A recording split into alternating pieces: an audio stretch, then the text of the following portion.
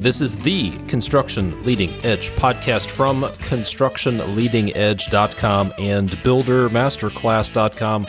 My name is Todd DeWalt. I'm your host, and it's my job to help you eliminate chaos and maximize profits on your job site. In this episode, you're going to hear a panel discussion that answers the question, what's in it for me to have a system for tracking my assets? And I said assets there, A-S-S-E-T-S. You may need to track your something else somewhere else, but this is about tracking assets and having a system for it. And we're going to talk about quite a bit more outside of that. And here's what you're going to get out of this episode. You'll learn how creating space to fail allows for innovation. And this may actually explain why construction companies don't innovate very much. We talk about that a little bit. You'll learn about the surprising connection between safety and asset tracking. And at some point, I ask the question, how many times in the last week did one of your people put themselves in danger because they couldn't find the safety equipment they need? I've seen it all too often in my career.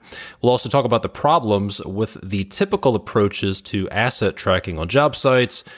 One way to create a culture of accountability that's a little counterintuitive.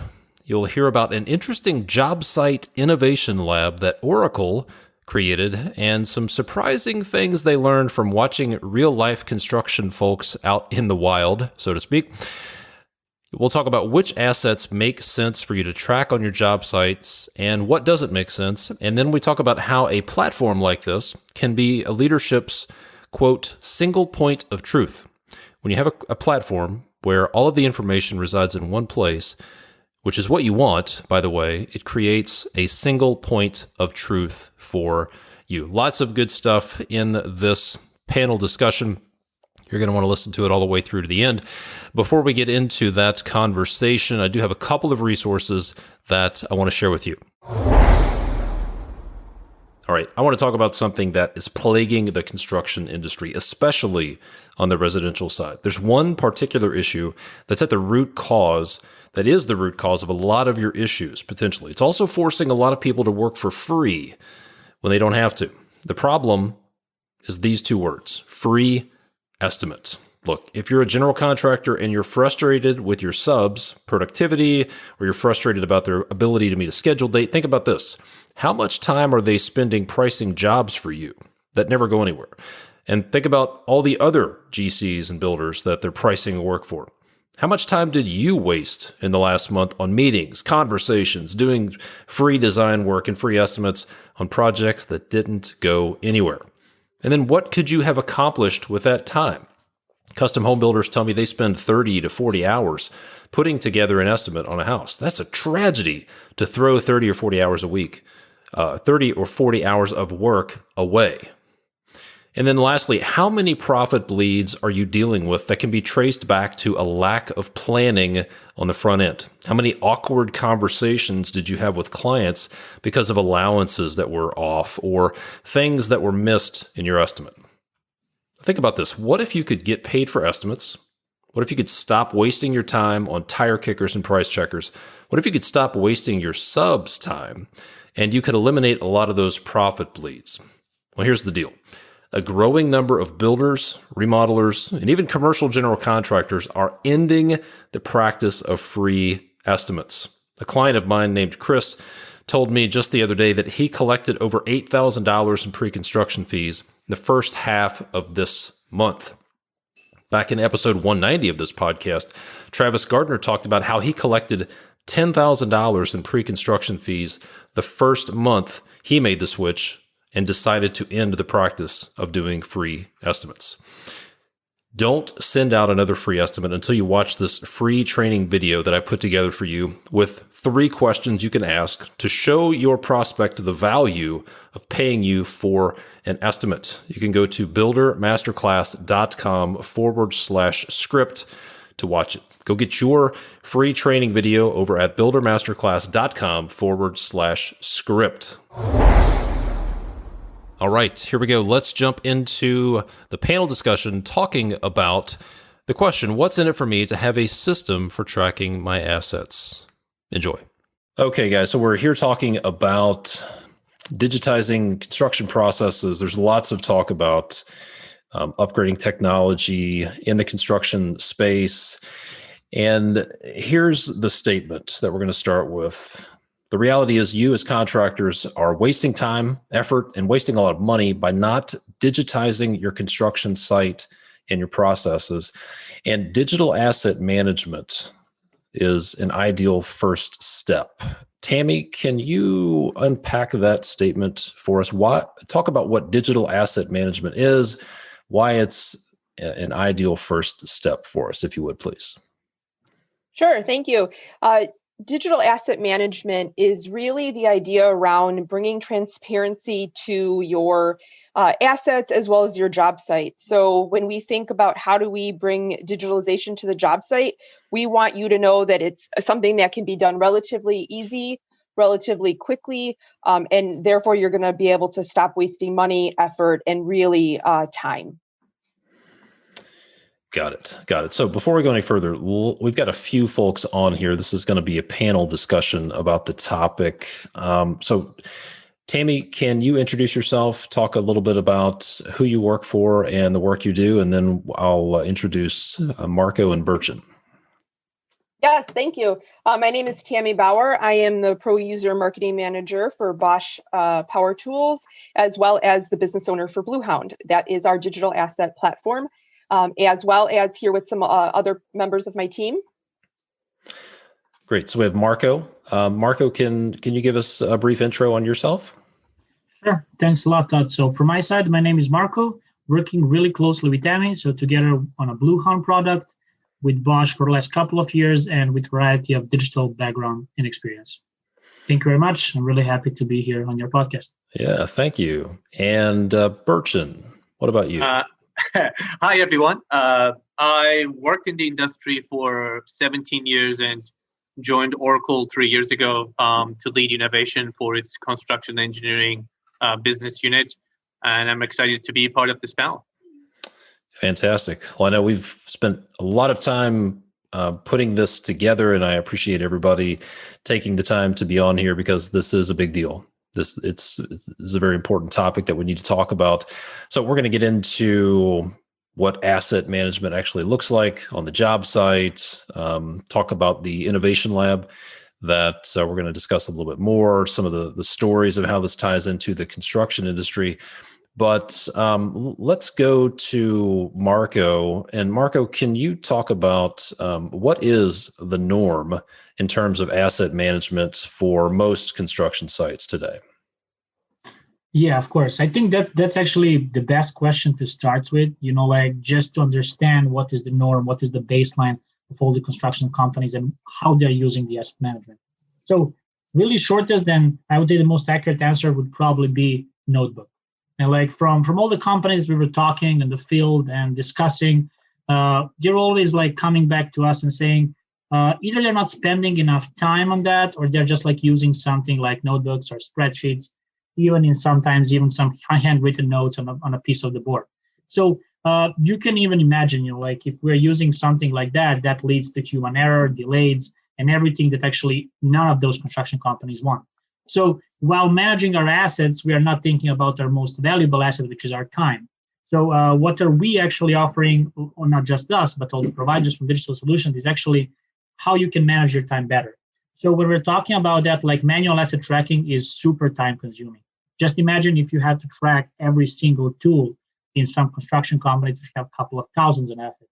So even if documented tool and asset information isn't universally accessible, that's a second pain point. So, it's in a notebook is with one foreman, maybe the other one, or with the superintendent, but you cannot share that knowledge and share accountability across the board. So I would say, even though we see in the last couple of months, last year, a bit of an uptick of using digital solutions, heavily now still people are relying on offline solutions, and I would say that's currently the norm.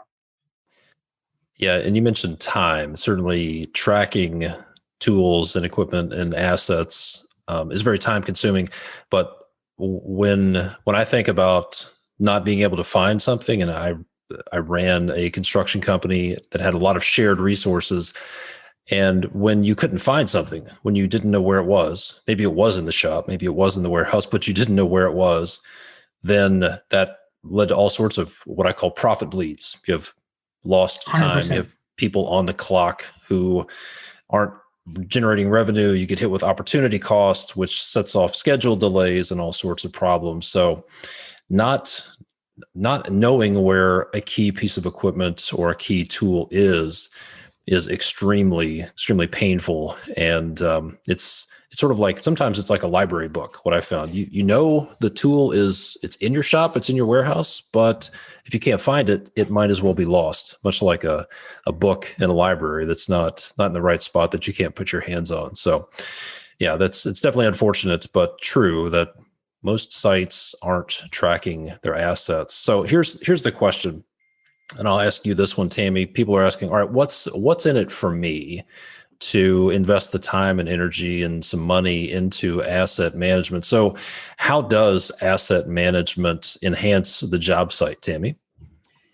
So asset management enhances the job site really by making things accessible. And so when people have information that is accessible to not only them, but all across their company, their foremen, their superintendents, their executives, it really becomes quite powerful.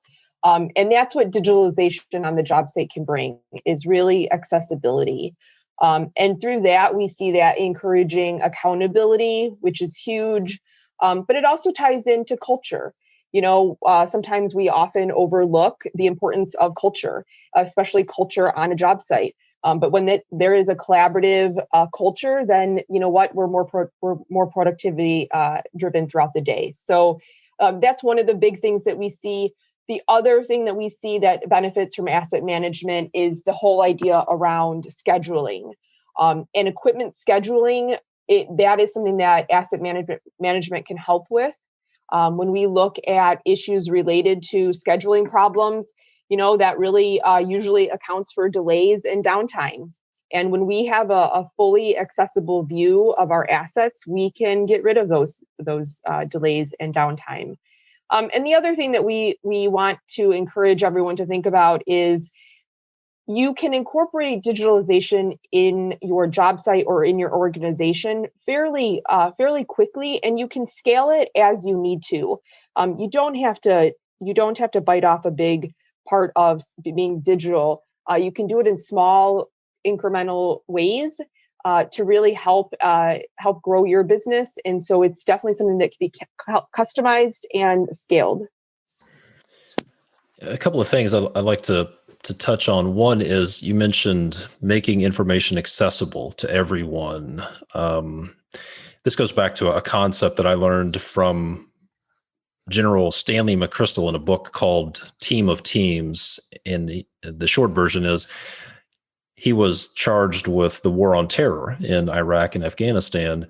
And he realized that one of the keys to winning against this new enemy was making information available, letting everybody have access to everything. He called it shared consciousness. And what I found is one of the biggest problems in construction projects is are bottlenecks of information, where certain people have information and it has to go through certain people. And if you can make that information available to everyone, so instead of asking Joe, the warehouse manager, hey, where is this? Do we have this? It would be great to have a tool that anybody who needs that asset, whether it's a tool or a piece of equipment, can find out themselves without having to wait for Joe to get back to them. You mentioned the effect on culture. That intrigues me a little bit. Can you talk a little bit more about what that looks like? Yeah, absolutely. I mean, I think when we have teams that are put together to do jobs, culture becomes quite important. If people are frustrated or can't find the information they need, it does not lead to a really good experience throughout the day. And then people get frustrated. things don't work as smoothly as they could. And so that's something that's often overlooked on the job site, but is really important. So the accessibility of information is huge to try to create a really positive work environment. Yeah, definitely. And a lot of the business owners I work with say, I don't want to be the bottleneck. I don't want everything to go through me.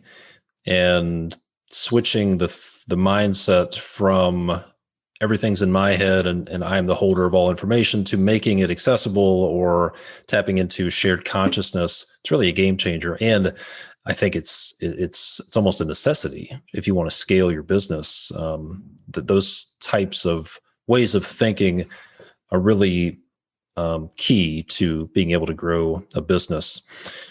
So Burchin, you work with, you're with Oracle, and we're talking about partnership, some work between Bosch and Oracle. But Burchin, can you explain a little bit more about the relationship between Bosch and Oracle?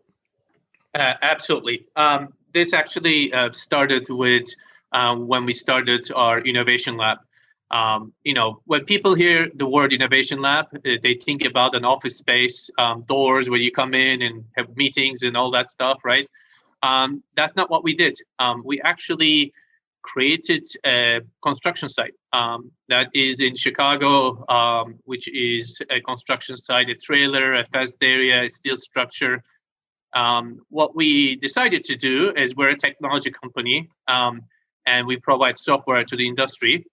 But eventually, in order for these technologies to get implemented and used by everyone on this call, we need to improve the process, and we also need to skill the people.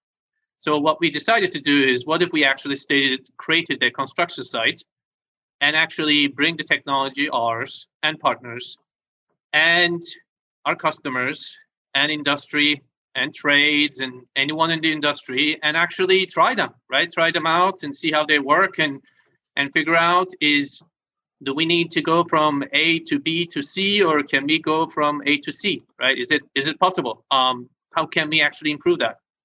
So that's how it started with Bosch, our relationship with the construction site in Chicago. That is hard to believe, 2.5 years ago. That opened up in August 2018. And since then, actually, we expanded the lab. In December 2019, we actually started the construction of a building on the same site. And we did use Bosch technology to actually, the tools on the site, and also blowhorns and other assets tracking to actually put that in place. In some ways, what we learned in the first 15 months, we put them into work. Interesting. So you actually set up a job site and tested this stuff out. What were some of the things, maybe one thing that surprised you after setting this up that you weren't expecting to see happen, or something maybe it's a way that people were using the technology, or something that surprised you once you had some real life field conditions set up? Does anything come to mind? Absolutely. And it actually has nothing to do with technology. It is the power of duct tape. The power of duct tape. Yeah. Yeah, it's the power of duct tape. So we have some RFID readers that are attached to RFID tags that are attached to steel and other things. And the superintendent who set up the site attached it with a duct tape to the steel structure. And it's, different parts of the steel. And the site has seen polar vortex last year. 2 years, actually, year and a half ago. And I did actually hear another one is coming on the way. So we had polar vortex, and we also had, really warm temperatures in the summer, especially in August. And again, I think this goes back to everyone on this call. It's the innovation that comes from the trades in the industry, the superintendents, right? You innovate every single day. You use your tools, you use your, all these products, you come up with solutions. And we believe asset tracking is just addition to that, and will help you to deliver things easily. Yeah. In a prep call we had, Burchin, I think you were the one that told a story about fire extinguishers. Absolutely. Can you share that? I thought that was pretty interesting. So, look, asset tracking, right? Like Bosch Bluehound, it looks like I'll say like a chip, right? It can be attached to anything. And what we did was, we start sharing that when we have the construction site in Chicago. We start sharing that with customers and said, okay, here's a thing that you can use, and what would you do with it? And one of the surprising things come back is they actually start attaching it to different things that we never thought of, like fire extinguishers. That help them to know where they are, also enable them to track it, enable them to know when they need to go and do maintenance on it. Again, it was not something we originally thought of, but like I said, the innovation is within our blood. I always believe that this industry is very innovative. And that, brought us, some great ideas to use the technology. Yeah. So, Bertrand, can you explain a little bit more about the Innovation Lab's purpose and how Bosch Bluehound was helpful in the development of this facility? Absolutely. And I kind of touched on this earlier. The Innovation Lab idea was we wanted to create something that is real in the sense of physical environments, right? So having a construction site, having a place where we can try technologies, and having a place where we can try, learn, fail, improve. That was the whole content. Because if you think about it, I spent 17 years in the industry. You don't really have a chance to fail, right? So like you can't really, everyone is looking for proven products. Everyone is looking for something that works, that's going to make their lives easier. And that was the whole concept: is can we create an environment where we work with our customers and partners and industry as a whole, and actually try these things, improve them. And when they become more mature, we share with them and say, hey, here's something that works. Yeah, that is a great statement, that we can't afford failure. So that's probably one of the reasons that the construction industry is not very innovative, because let's face it, if a building fails or a project fails, it could be a life safety issue. There could be millions of dollars at stake. So I really like this sandbox approach. Let's create a sandbox environment where you can try things, and this is probably a great principle that could be applied to a lot of things. Go create an innovation lab or a sandbox environment where you can try things in your business without the risk of failure. Yeah, that's so good. So this is a pretty cool story, considering where the construction industry is right now. Still a lot of old school methods, but a lot of people embracing digital optimization. So I'd like to ask each of you, Tammy and then Marco and Bertrand, how do you think the industry is poised for change? What are you seeing from your vantage point? How do you think the industry as a whole is poised for change? Yeah, that's really a great question. What we're seeing is, traditionally, construction industry is slow to change. So what we're seeing now are people realizing that they want to adopt technology. They need to adapt technology, especially with times related to COVID. So what we have been doing is really trying to understand from a customer perspective, how can Bluehound integrate into their day-to-day workflows? It's important to realize that we're here as a team to help figure out how do we integrate into their business, and not the reverse, not the other way around, right? They should not have to integrate into a platform that they need for a solution. And that is something that the lab has also allowed us to do. We're able to create a platform based on real users' feedback and real user situations. So that is something that we're seeing. Slow traditionally to adopt technology, but definitely heading in that direction. Good stuff. Marco, what about you? How do you think the industry is poised for change? Yeah, definitely. So if we just think about how we started, so we talked briefly about the norm, and I would just like to just state something. So the industry as a whole definitely has not, and I would say yet, entered the digital age.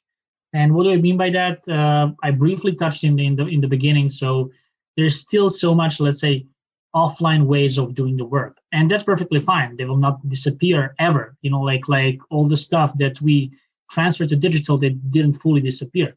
But what I would like to say that industry needs to understand how can they benefit from the apps, how they can benefit from digital platforms, from software, how that can make their communication, their day-to-day work easier, their asset management. And I would say it's the huge responsibility on us. And when I say us, are the digital solution providers. So we need to be considerate. We need to think about what our users need. So we cannot say and just fight for a piece of a market and say, I will have a solution just for my tools, and then I have a solution for my tools. We'll just overflood the people with a bunch of digital solutions. And that's something that we saw. If someone had really bad, let's say, introduction of a digital solution, they're just now hesitant. They don't want to try. They tried. It was so much time on top of the stuff. And they say, okay, I go back to my normal. So I think that's huge responsibility on us to build solutions which are brand agnostic. And that's really important. Asset agnostic, brand agnostic. Because as Berchin said, for someone, it's fire distinguisher. For a completely other company, is just the grinders. So we have a variety of customers. We see so many differences. And also with the COVID, we saw that one of the most valuable assets were N95 masks. So we never know how things will be changing. And that's why we need to make open source platform, brand agnostic, asset agnostic. And as Tammy mentioned, I think that's a great point, and I would like to echo that. They don't need to fully go into digital solutions. So they can chew pieces by pieces, and then just take it over and then adapt it and talk to the solution providers, which is in this case us. So that's from my side. Berchin? Well, on my end, I'm going to bring a little bit of different perspective. So from Todd, as you said, from digitization to non-digitization, our biggest competition is paper. And in terms of digitization, our biggest competition is Excel, right? So, but they don't give us what we're looking for, both of them. You can't share it, you can't access it. There's a lot of issues with timing and how the data is collected. So when it comes to this, a lot of technologies we work with Bosch and other partners and ours were enabling digitization, but some of them were looked at as, oh, this is nice to have. What COVID actually done is moved them from nice to have bucket to a must have bucket. As an example, our Tammy and Marco shared this, if you don't know where your tools are, or if you don't know who's sharing what with, right? That can really help you in the time of COVID. So that tool was shared by this or that, or where the tool is. That's one example of that. What we did is, while we're building the construction in Chicago, we actually use Bosch tools and other partner technologies and our own Oracle technology for project management, scheduling, and payments. Those are our three core products. Think as the connector of all these into one place and manage the project. What we learned is a lot of things we said, oh, we should give it a try, actually become really a need. Like asset tracking is one. Material tracking is another one. Remote site monitoring. We had cameras. We had things that we could, you don't have to show up on the site to do an inspection, as an example, right? So all these things that actually that we were planning on trying turned this construction site, the building of the new facility, it just turned it into a really nice to have to a must have. I think the current environment is accelerating the digitization. But I do also believe that we still have a ways to go. And I would love to hear your thoughts on that, Todd, too. Back to you. Yeah, I think that's an interesting point. It's a really good point that COVID forced a lot of things from nice to have to need. And then it also, what I found is it showed a lot of contractors and a lot of us that these things that we didn't think were possible are not only possible, they work, and they probably work better than before. For example, very few contractors, well, in my career, project managers had to be sitting at the job site in the trailer or visiting a certain number of times a week or a month. And now a lot of contractors are finding, oh, well, we can have a project manager working remotely. And there are ways to gather information other than putting their boots on the job sites. So yeah, I agree that if Excel is considered digitization, it's not a good option because well, here's what I tell people, right? Excel is basically, it's a better way of doing it with paper. And it doesn't change. It speeds things up a little bit. It makes it a little prettier. But if you want to really see dramatic results, don't just change how you're doing things. Don't just go from paper to Excel. Change what you're doing. Change your entire workflow. Look at what else is out there that doesn't involve data entry or doesn't involve duplicate data entry or does provide shared consciousness. So it really involves a more holistic view. All right, we have some issues. We have an opportunity to change our process, but let's look at what we're actually doing, not just do it 10% faster. Let's just do it completely different. Yeah. So Bertrand, let's go back to the innovation lab. From your perspective, why was Bosch Bluehound selected as the digital asset management system for that innovation lab? And then if people are thinking, you know what, we should probably look into a digital asset management system, what should they be looking for? So if I think about this, how it was used, so the tags were applied to tools and assets, right? It also, I mentioned the earlier example of fire extinguishers that was also used on the site. By the way, the superintendent did that.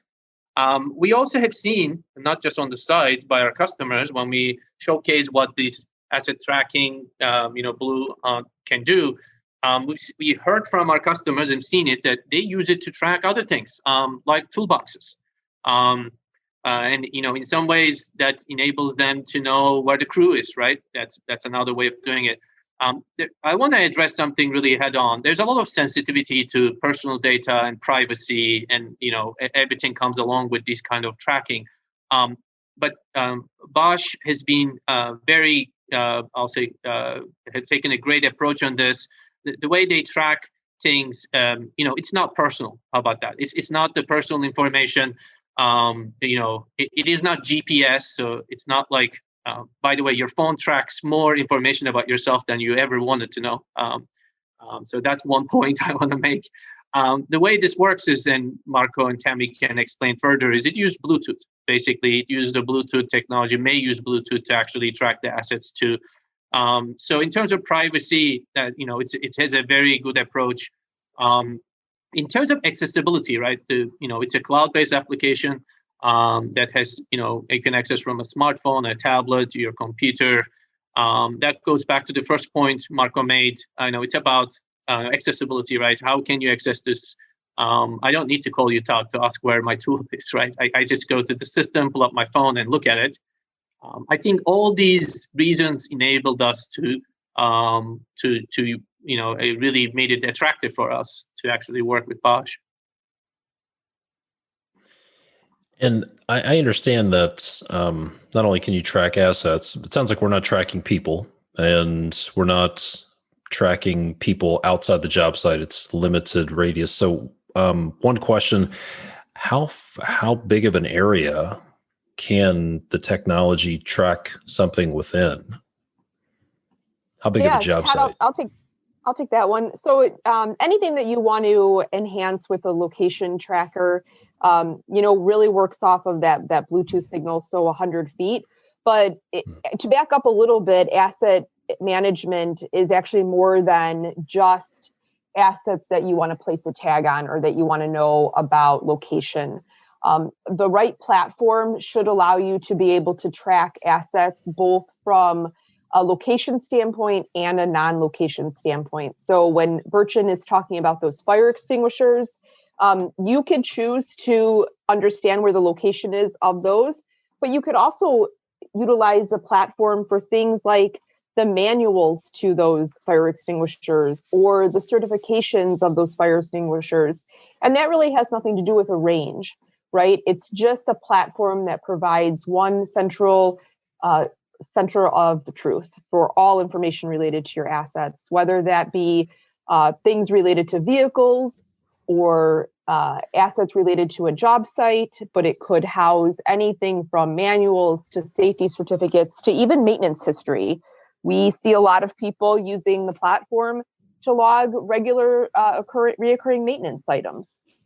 So a platform should allow you to do more than just location tracking. Yeah. So the company I ran had some very specialty equipment. So it was a utility company, and we spent a lot of time with our people in manholes, and those are confined space entry, confined spaces. There's also the issue of carbon monoxide poisoning. So tripods, harnesses, gas monitors were some of the big issues. So what I'm envisioning is I could put a chip on my confined space tripod, and somebody could look that up. If they, instead of searching through the shop or through all the trucks at the shop to find a tripod, they could look that up, find the location, and then on the same platform, I could upload some documents to that on how to use it safely. For my gas monitors, we could find those, which are like the size of an old pager, if you remember those, which are very easy to lose. You could find the location of the pager, track the maintenance, the last time it was tested, and then also have some instructions on that platform. Is that all accurate? Absolutely. What you just mentioned is exactly what we want people to start to think about when they're thinking about asset management. All those items that you mentioned are really important, especially from a safety perspective.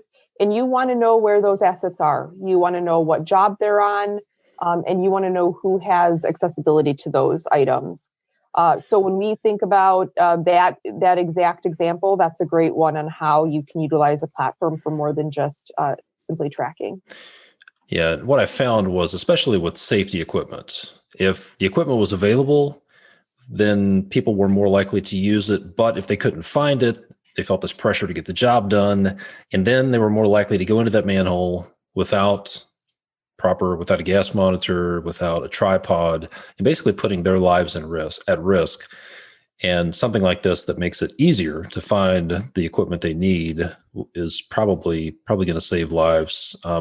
So here's another issue. Tell me if this is off base, but one of the other things that people deal with is losing parts and losing materials that show up. So let's say some specialty light fixture cover shows up in a box and gets put somewhere on a job site. Could you put a tag on that so that you could find it 60 days later when it's time to trim out that light fixture? Yeah, I can maybe jump in for this one. So you definitely can. I would say from our side, there are no limitations on what you can put and what you should track. So we have some best practices, and we can tell you, like maybe it's not, let's say, cost effective that you're tracking something that is $10 with a tag, which is more expensive. And we have some kind of recommendations, but definitely we are looking to expand our portfolio, not necessarily just to have the Bluetooth tags, but we're looking into other technologies as well. We're looking into the QR codes, which are going to roll out really soon.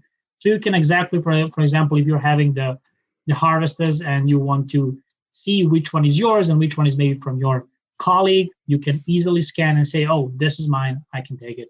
So I would say, to long story short, you definitely can, but we would just advise you from our experience what maybe is reasonable to tag and what not.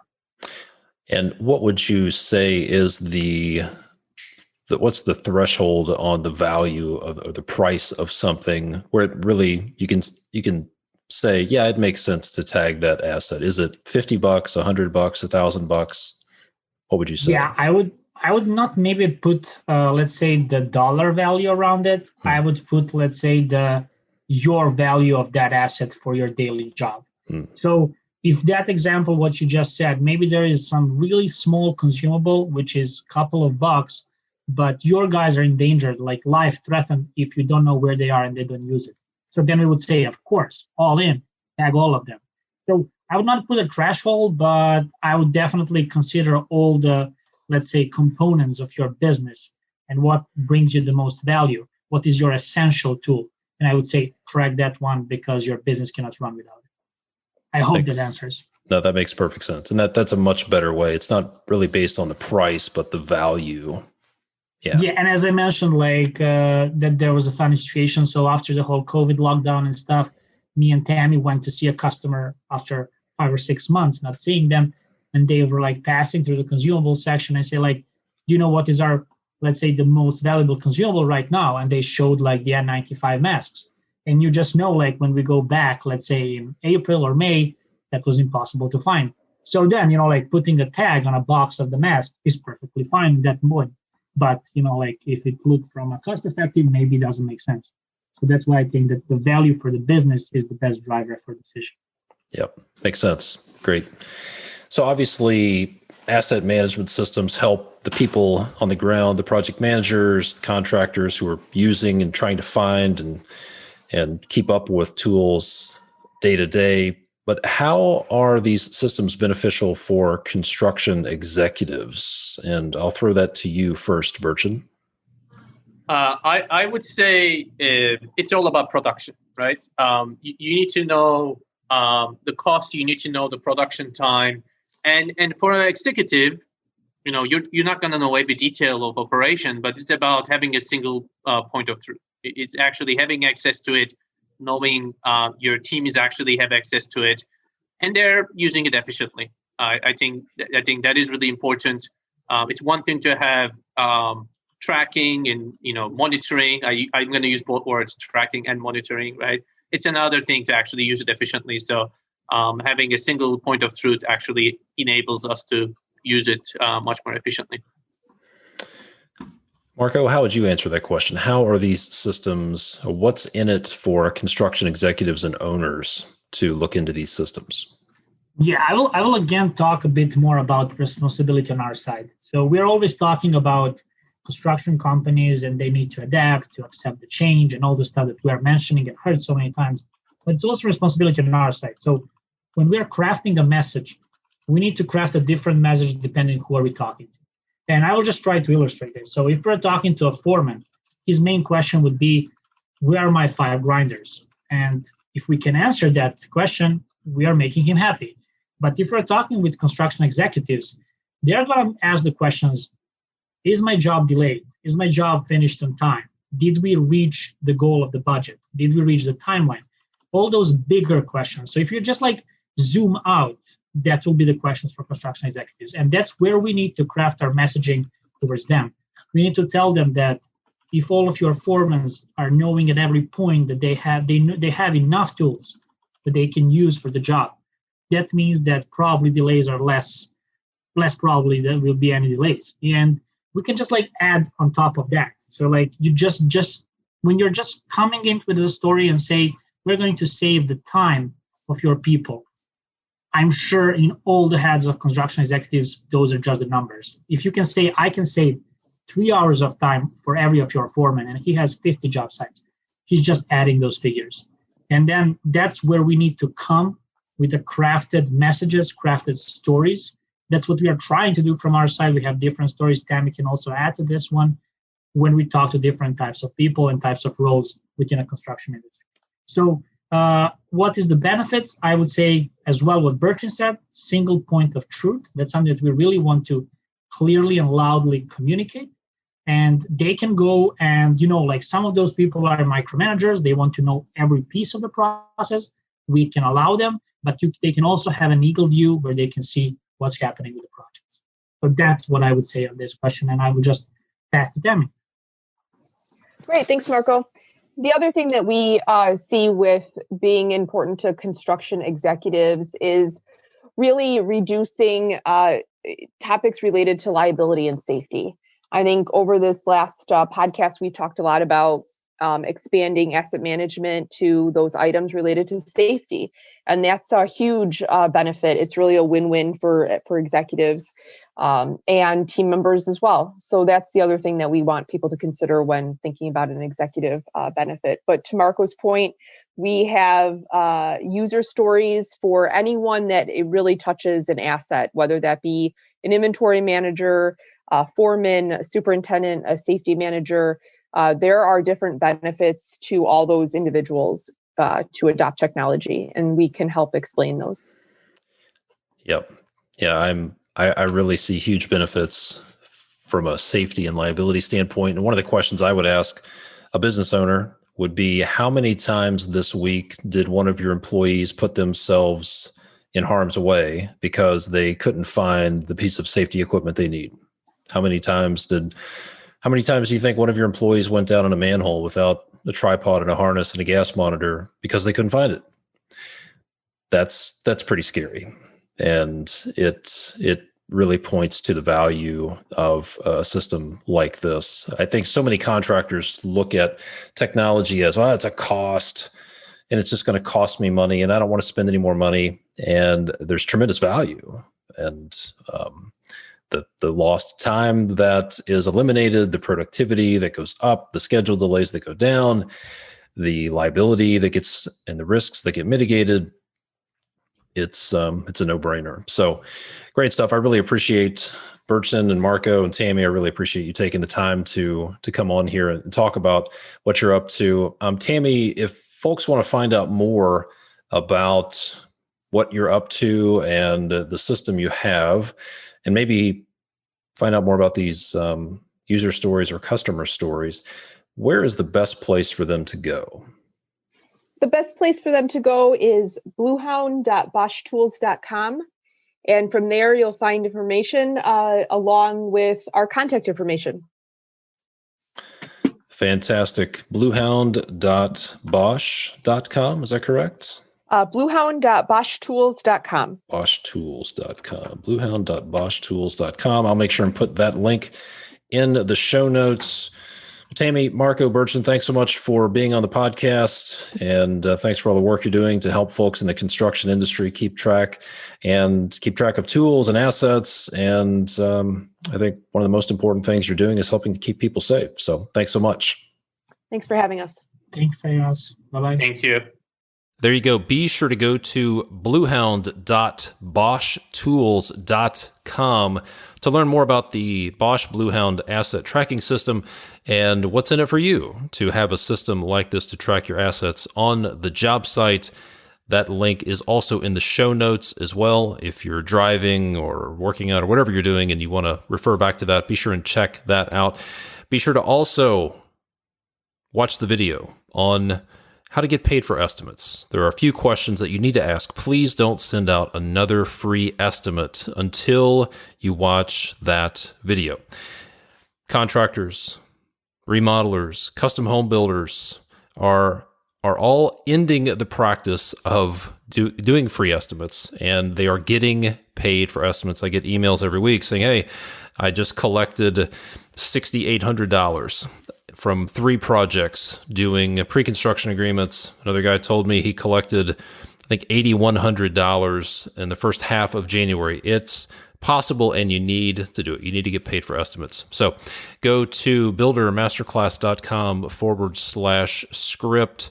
Watch your free training video there and get 3 questions that you can ask to get paid for estimates.